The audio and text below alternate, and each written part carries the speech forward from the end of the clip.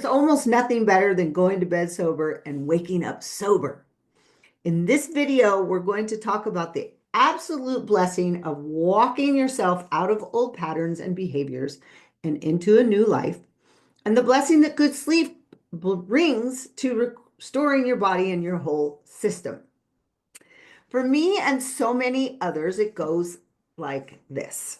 Sleep gets better in early sobriety. It's probably not perfect. There's a lot of restructuring and building new patterns that has to happen. And then maybe you find yourself chasing a genuinely good night's sleep for the next 10 years. I know there were times where if I didn't sleep more than 5 hours a night, 2 nights in a row, I was hanging by a thread and I would burst into tears. I just couldn't take it after all of those years out there and not sleeping. And then this was made worse by knowing just how crucial good sleep actually is to restoring your body. The more you know, right? Rebuilding a body and a brain that went years on little to no sleep can be a heavy lift. But nothing is impossible for God. Nothing is impossible with the tools He's given us. Nothing is impossible with prayer, trust, faith, and the right sequence to get you sleeping like a baby again. Liking this content? You know what to do. Hit the like, subscribe, and share buttons and leave a comment. I think you will also like the Temple Method free private community that I've created. Check it out. The link is below. So, what's actually happening with your sleep? Well, sleep isn't just one long stretch. Your brain cycles through stages all night, and the deep and the REM stages are where the real repair happens. Substance use messes with that cycle directly. Alcohol can knock you out fast, but it blocks REM sleep and breaks up deep sleep. When you get sober, your brain doesn't just snap back into a normal sleep cycle. It actually tries to catch up on all that lost REM sleep, which is why early recovery often comes with vivid, sometimes disturbing dreams. That catch-up process can itself disrupt your sleep for weeks or months, maybe even years. Then there's our friend GABA, the brain chemical that lets your nervous system power down at night.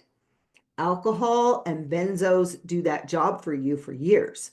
So your own GABA system goes quiet. When the substance is gone, your nervous system doesn't know how to power down on its own yet. That's that wired but tired feeling, exhausted but unable to switch off. Then there's cortisol. It's supposed to run high in the morning to wake you up and then low at night so you can sleep. Chronic stress flips that pattern, which is why so many people in recovery feel tired all day and then wide awake right at bedtime. That's a hormone pattern and it's messed up. It's not a discipline problem. Your gut plays a bigger role in sleep than most people realize. Most of your body's serotonin, that feel-good hormone, which your body converts into melatonin, is made in your gut. So if your gut is inflamed and out of balance, which we'll cover in a future video, your sleep hormones take the hit too. Sleep, gut health, and your nervous system aren't three separate problems. They're one system. Rebuilding this takes time, but it is absolutely rebuildable. Through nervous system regulation practices, correcting nutrient deficiencies like magnesium and glycine, supporting healthy cortisol rhythm, and yes, addressing the gut. Sleep is usually one of the first things that improves once we start addressing what's actually driving the upset, and it is foundational. This applies whether the addiction involved a substance or not. Gaming and gambling in particular are notorious for late night engagement, screen light exposure, and the exact same dopamine, adrenaline spikes right before bed that substances produce. Training the brain that nighttime is stimulation time, not wind down time. Rebuilding a normal circadian rhythm after a behavioral addiction follows the same path as after a substance. Maybe you think about it like this. Your body kept the receipts of the past.